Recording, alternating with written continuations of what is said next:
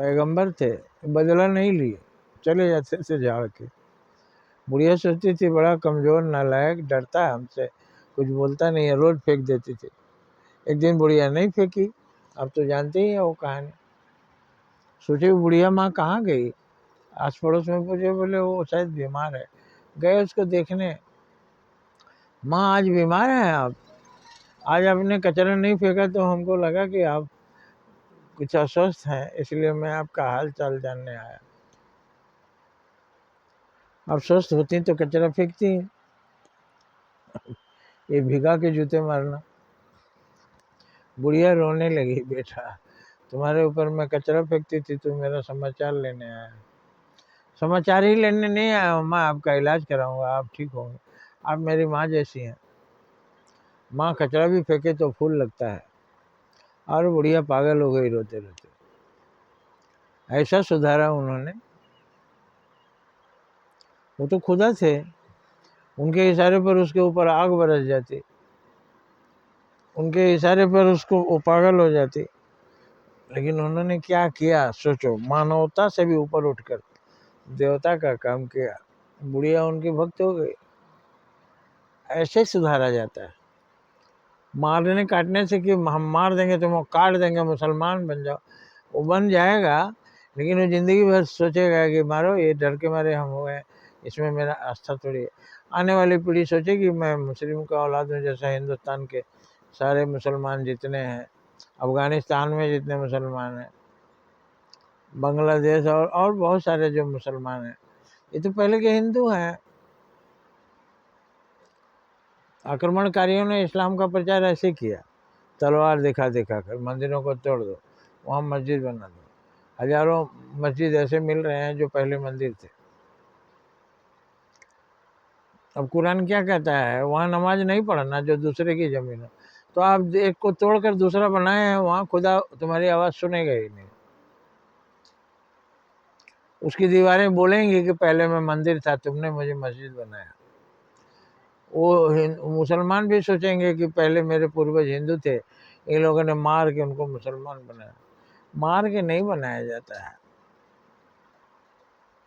तलवार से नहीं बनाई जाती है। अब पढ़ाते हैं मदरसों में, अब वो झूमते झूमते पढ़ते हैं। अब पीछे से मौलवी साहब आए, थोड़ा धीमा हुआ, सड़ा सड़ सड़ा सड़ छड़ी से मारते हैं। ऐसे थोड़ी पढ़ाई होती है। अब मार के आप भूत भगाते हैं, मानते हो सीख लेते हैं। लेकिन वो जो मौलवी बनेंगे तो वो भी सड़ा सड़ ऐसे ही मारेंगे। अरे प्यार से पिलाया जाता है घुट्टी, अमृत, अमृत बोला जाता है। शिक्षा अमृत है, वो कभी नष्ट नहीं होती। उसको पाकर आदमी अमर हो जाता है। क्यों अमर हो जाता है? उसको पाकर आदमी नेक काम करता है। कुरान की आयतें पढ़कर, कुरान की बातें पढ़कर कोई भी नेक बनेगा, अनेक बनेगा तो दुनिया में अमर हो जाएगा।